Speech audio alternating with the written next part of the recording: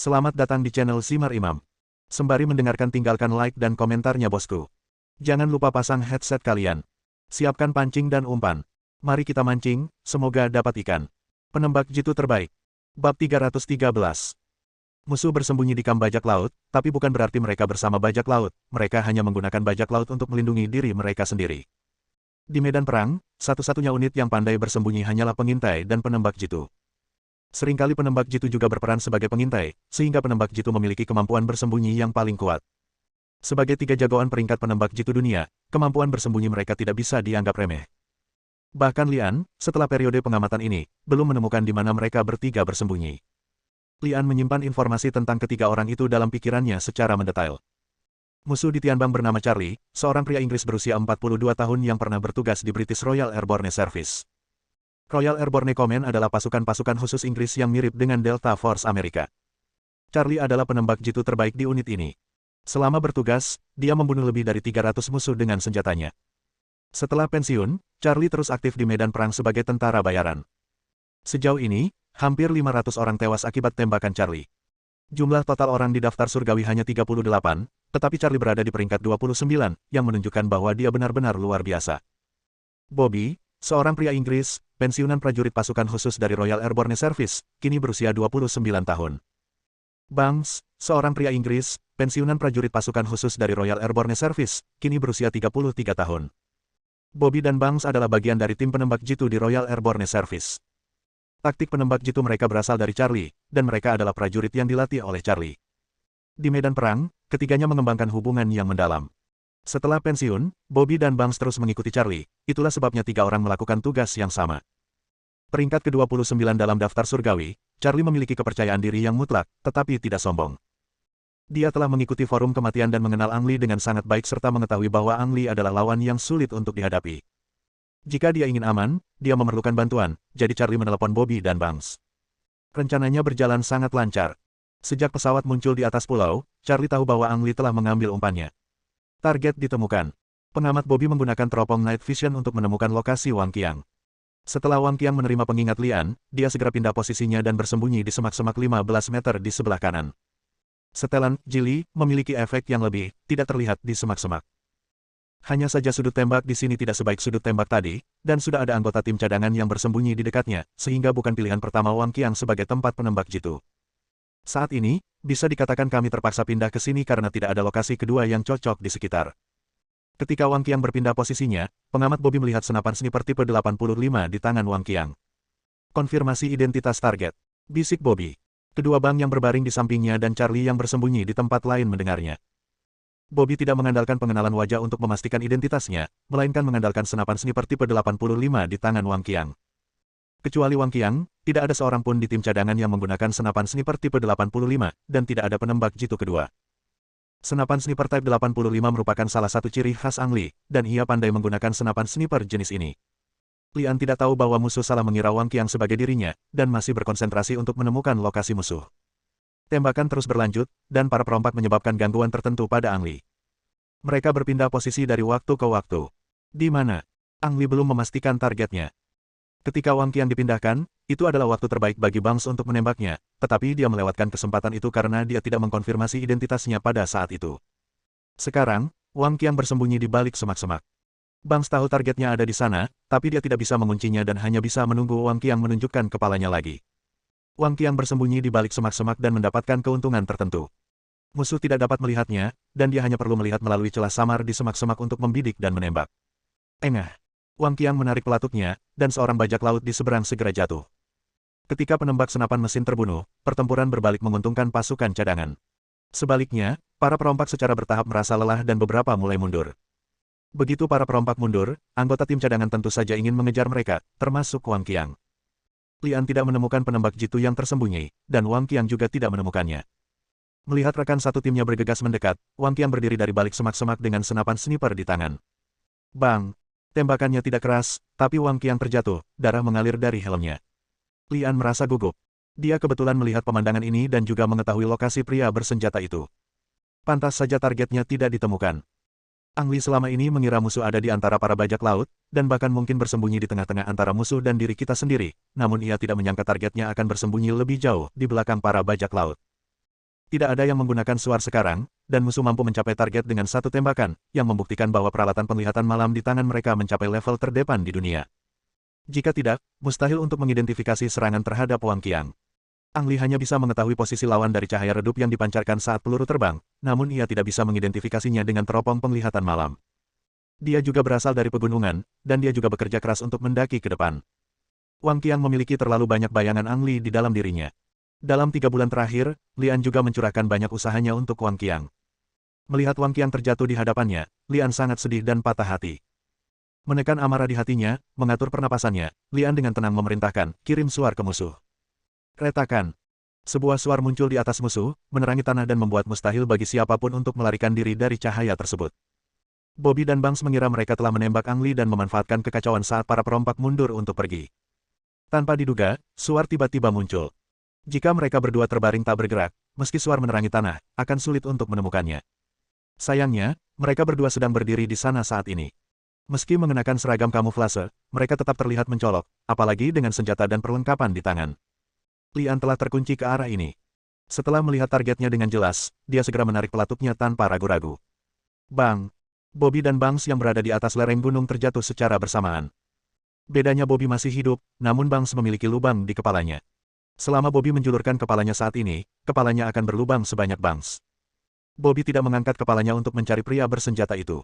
Sebaliknya, dia meringkuk di belakang bunker dan berteriak dengan suara pelan, "Sialan, Bangs mati.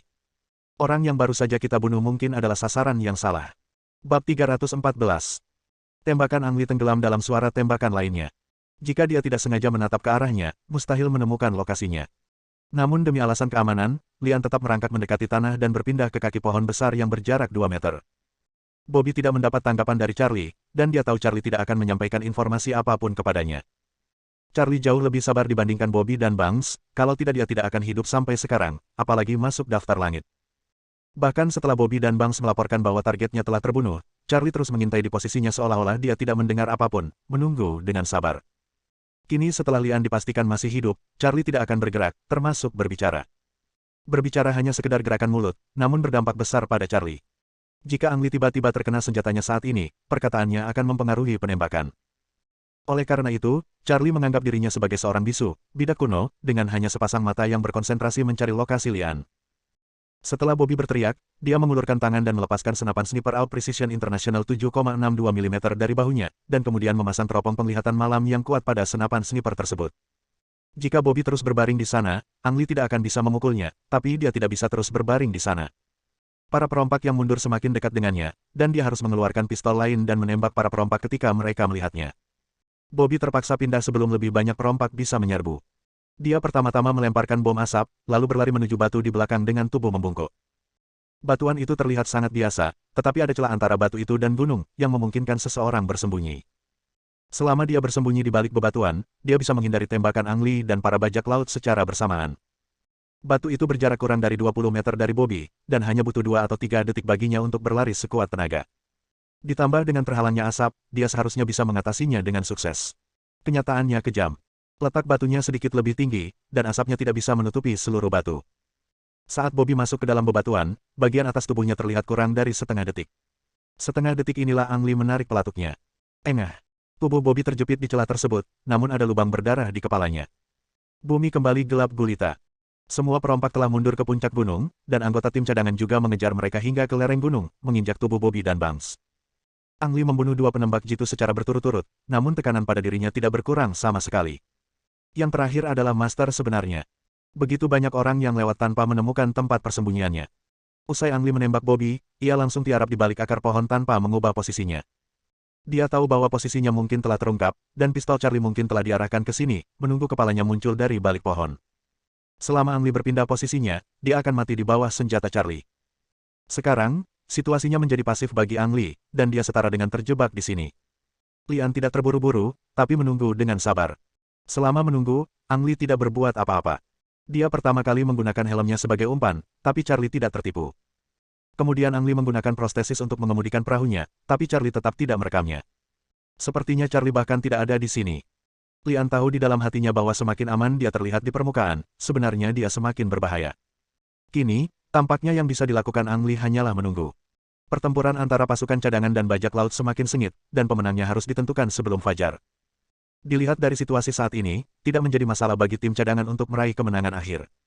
Setelah tim cadangan meraih kemenangan dan siang hari tiba, situasi akan berubah secara diam-diam. Saat itu, tim cadangan akan kembali membersihkan medan pertempuran. Tidak peduli seberapa tersembunyinya Charlie, cepat atau lambat dia akan terungkap saat matahari bersinar. Oleh karena itu, Ang Lee memperkirakan Charlie akan mengambil tindakan sebelum fajar. Ang Lee punya ide yang tepat. Charlie sekarang memiliki keuntungan, tapi dia merasa tidak nyaman sama sekali. Moncong senjatanya terkunci pada posisi Lian tanpa bergerak, menunggu Lian muncul. Tembakan di kejauhan berubah dari intens menjadi lambat. Hampir semua bajak laut tewas, dan sisanya kehilangan semangat juangnya. Beberapa orang meninggalkan senjatanya dan menyerah, sementara hanya beberapa orang yang masih bertahan dengan gigih. Hal ini membuat Charlie merasa sedikit cemas. Jika dia tidak bisa menangkap Lian sebelum fajar, dia tidak punya pilihan selain menyerah. Waktu berlalu menit demi menit. Kalau soal kesabaran, Ang Lee pasti tidak lebih buruk dari Charlie. Terlebih lagi, selama waktu terus berjalan, situasinya akan menguntungkan Lian, dan Lian tidak perlu mengambil risiko. Tembakan dalam pertempuran akhirnya berhenti sepenuhnya, dan suara para bajak laut yang memohon belas kasihan terdengar dari sisi lain gunung. Langit akan menyala. Kesabaran Charlie habis. Dia tidak akan rela pergi seperti ini setelah mengorbankan dua tangan kanannya. Yang lebih penting adalah pos misi sialan itu, yang seperti perintah militer. Jika Anda tidak berhasil, Anda akan menjadi baik hati. Jika Charlie pergi seperti ini, dia akan kehilangan keamanannya dan membuat gaun pengantin Lian menjadi sia-sia. Karena itu, Charlie harus mencobanya apapun yang terjadi sebelum fajar. Retakan. Sebuah peluru menghantam pohon besar tempat Lian bersembunyi, dekat dengan akarnya. Jika bukan karena pohon besar ini, pelurunya mungkin akan masuk ke kepala Lian. Tidak bisakah kamu tetap tenang? Lian diam-diam berpikir, tetapi tetap bersabar. Setelah tembakan terdengar suara tabrakan dari tumbuhan yang bergoyang, yang terdengar seperti desakan untuk bergerak. Suaranya sangat dekat sehingga Lian mendengarnya dengan sangat jelas. Kurang dari 100 meter. Ang Lee menilai jarak Charlie darinya dari kebisingan. Dilihat dari posisi ini, Charlie seharusnya benar-benar berada di antara para bajak laut sebelumnya, tetapi baik bajak laut maupun anggota tim cadangan yang bergegas mendekat tidak menyadarinya. Ini menunjukkan betapa kuatnya kemampuan penyembunyian Charlie. Kalau hanya Bobby, Banks dan sejenisnya, posisinya pasti sudah lama terbongkar. Charlie hanya ingin membuat Ang Lee merasa tidak bisa menahan nafas. Suara yang dihasilkan oleh tumbuh-tumbuhan hanyalah umpan sederhana. Dia menarik tali yang diikat terlebih dahulu dengan satu tangan, namun moncong senjatanya tidak pernah bergerak. Lian tidak tertipu dan lebih tenang dari yang dibayangkan Charlie. Jika Ang Lee terus bersembunyi di sana, Charlie tidak punya pilihan. Dia harus benar-benar keluar dari tempat persembunyiannya untuk mendapat kesempatan. Pum, tom, flashbang, bom asap, granat. Charlie mencoba memikat Lian 3 kali lagi, tapi Lian tetap tidak tertipu dan hanya bersembunyi di bawah akar pohon tanpa bergerak. Bab 315. Pengecut. Charlie mengumpat dengan marah, dan setelah bertahan kurang dari 1 menit dengan Lian, dia membuat keputusan yang tidak terlalu sulit. Jika itu orang lain, Charlie akan bertahan dan melakukan dorongan terakhir. Tapi orang di depannya adalah Lian. Seorang pria yang membunuh kematian. Charlie berada di peringkat 29 dalam daftar surgawi, tapi dia tidak begitu sombong sehingga dia lebih buruk dari dewa kematian. Ditambah dengan konfrontasi sengit malam ini, Charlie semakin yakin bahwa Ang Lee adalah orang yang cakap, dan kemampuannya menembak dewa kematian tidak bergantung pada keberuntungan. Menilai situasinya, Charlie merasa dia tidak bisa lagi mempertahankan jalan buntu. Sejak dia menarik pelatuknya, itu berarti dia kalah. Hatinya bingung dan dia kehilangan kesabarannya. Jika dia tidak mengungsi sekarang, dia tidak akan punya kesempatan meninggalkan pulau itu hidup-hidup. Charlie merangkak keluar dari balik bunker, bergerak perlahan dan tanpa mengeluarkan suara sedikit pun, menghindari ketahuan oleh Ang Lee. Bahkan setelah mundur, senjata Charlie tidak pernah lepas dari pohon besar tempat Lian bersembunyi. Jika ada kesempatan, dia akan tetap memilih untuk mencobanya lagi. Lian bersembunyi di balik akar pohon, bernapas masuk dan keluar, seolah-olah dia sedang tidur, tetapi kekuatan mentalnya sangat terkonsentrasi. Dia telah menyatu dengan bumi, dan gaya induksi tak kasat mata menyebar hingga radius 100 meter. Dalam jarak 100 meter, gangguan apapun akan memancing kegelisahannya. Charlie sudah sangat berhati-hati. Penembak jitu setingkat Wang Qiang tidak akan pernah bisa mendeteksi tindakannya. Tapi orang di depannya adalah Lian. Setiap orang memiliki aura khusus, dan hanya sedikit orang yang dapat membedakan aura ini, dan Lian kebetulan adalah salah satunya. Hanya saja Lian belum sepenuhnya memahami misterinya, dan hanya menganggapnya sebagai semacam induksi. Induksi semacam ini mungkin ada hubungannya dengan metode nafas naga dan metode nafas kura-kura. Lian tidak memahaminya, jadi dia tidak bisa menjelaskannya. Saat Charlie merangkak keluar dari balik bunker, Ang Lee memperhatikan napas Charlie bergerak. Charlie memegang pistolnya, perlahan menegakkan tubuh, dan mundur sedikit, matanya masih menatap posisi Lian. Wow, sebuah benda seukuran kepalan tangan terbang ke rumput. Langkah kaki Charlie berhenti secara naluriah, dan moncong pistolnya bergetar sedikit. Bang! Itu adalah sebuah granat, meledak dan membuat bilah rumput beterbangan. Perhatian Charlie ditarik kembali begitu perhatiannya teralihkan, dan dia tahu dia telah dibodohi. Ada laras senapan tambahan di dekat akar pohon di sisi kiri pohon tempat Lian bersembunyi.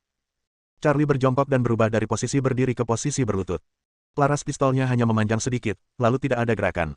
Charlie memutuskan itu adalah umpan dan segera mengalihkan pandangannya ke kanan. Benar saja, ada moncong tambahan di sisi kanan pohon. Pohonnya ada di sisi kiri, dan moncongnya harus pendek, hanya sedikit terbuka. Charlie tidak bisa menahan senyum di wajahnya. Yang di sisi kiri pohon jelas merupakan laras senapan sniper tipe 85, tetapi yang di sisi kanan adalah pistol.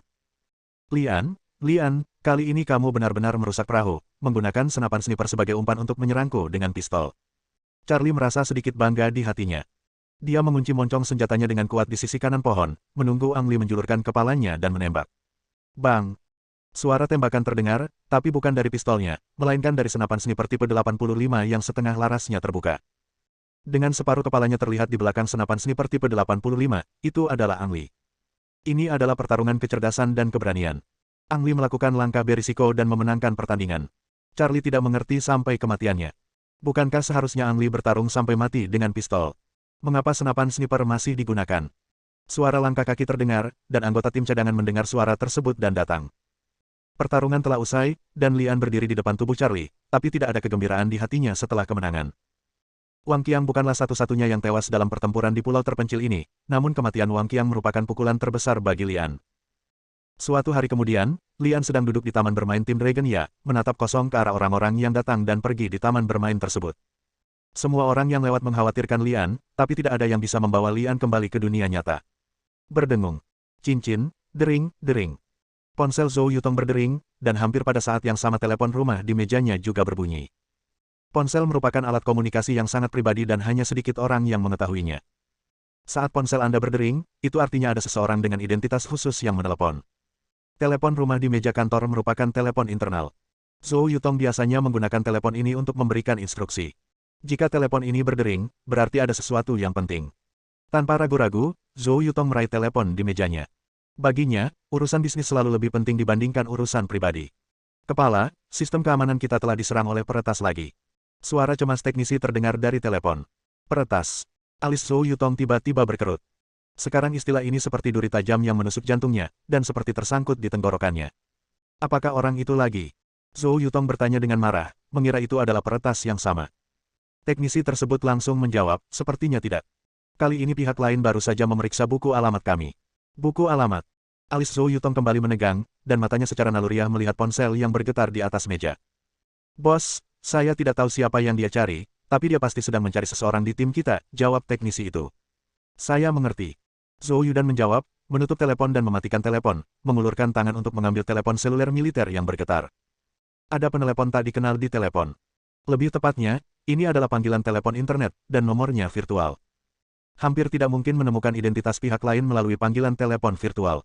Setelah sedikit ragu, Zhou Yutong menekan tombol panggil dan menempelkan telepon ke telinganya tanpa mengeluarkan suara apapun. Apakah ini Mes? Zhou Yutong. Saya tahu ini sangat mendadak bagi saya untuk melakukan panggilan ini, tapi tolong percaya bahwa saya tidak bermaksud jahat. Saya punya sesuatu yang sangat penting untuk dibicarakan dengan Lian. Tolong biarkan Lian menjawab telepon. Suara seorang gadis datang dari telepon, sepertinya dia sangat cemas dan ingin segera bertemu Lian. Siapa kamu? Zhou Yutong bertanya dengan suara berat. Tidak ada keraguan bahwa gadis yang diajak bicara di telepon adalah peretas yang baru saja menginvasi sistem keamanan tim Gigi Naga. Dia tidak pernah percaya bahwa gadis seperti itu bisa menjadi orang biasa. Yang penting orang yang dia cari adalah Lian. Anda harus berhati-hati. Aku teman Lian. Tolong segera hubungi dia. Aku benar-benar punya sesuatu yang penting untuk ditanyakan padanya. Suara gadis itu terdengar seperti dia hendak menangis. Alis Zhou Yutong secara tidak sengaja menegang lagi, dan dia berkata, "Oke. Tunggu saja, saya akan meminta Lian untuk menjawab telepon."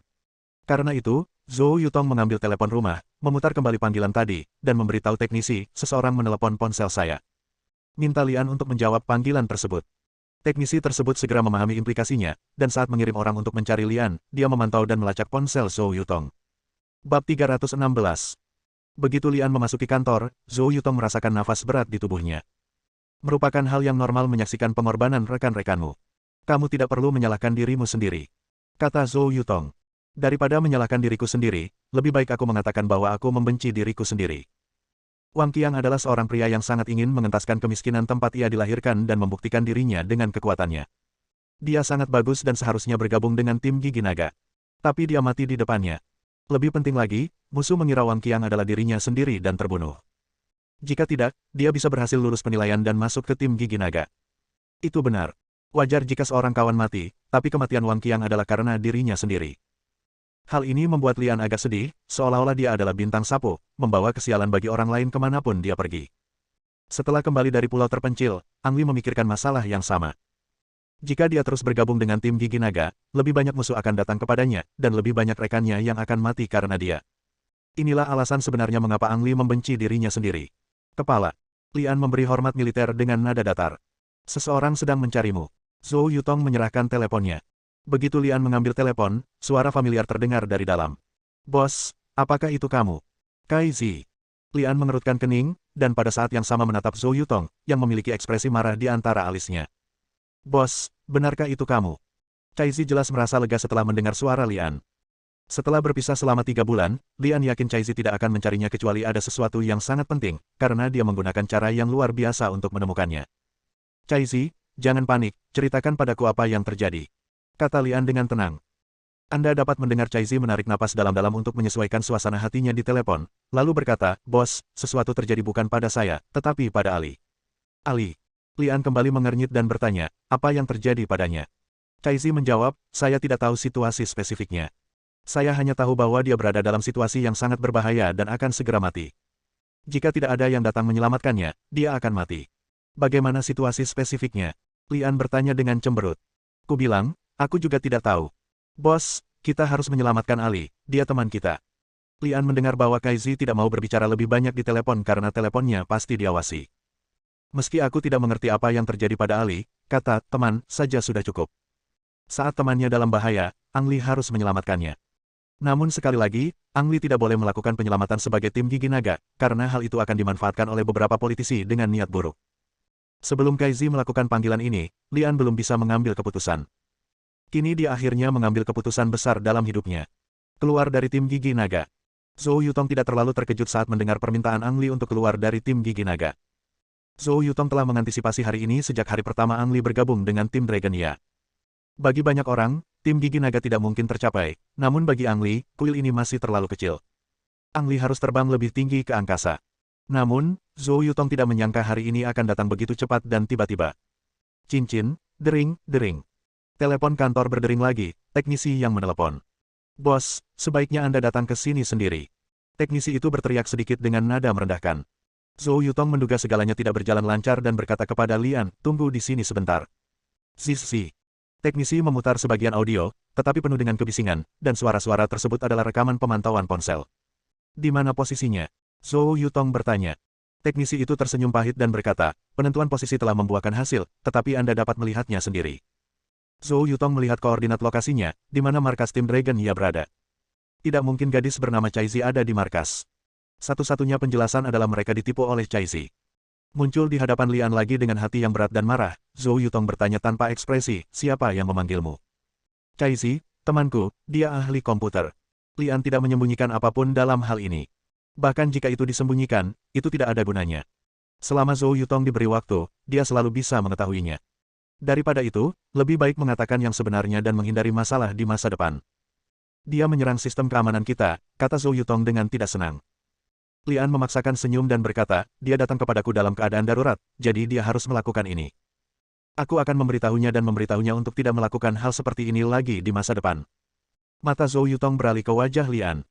Faktanya, dia masih mengagumi Kai Zi karena mampu meretas sistem keamanan tim Dragon Teeth.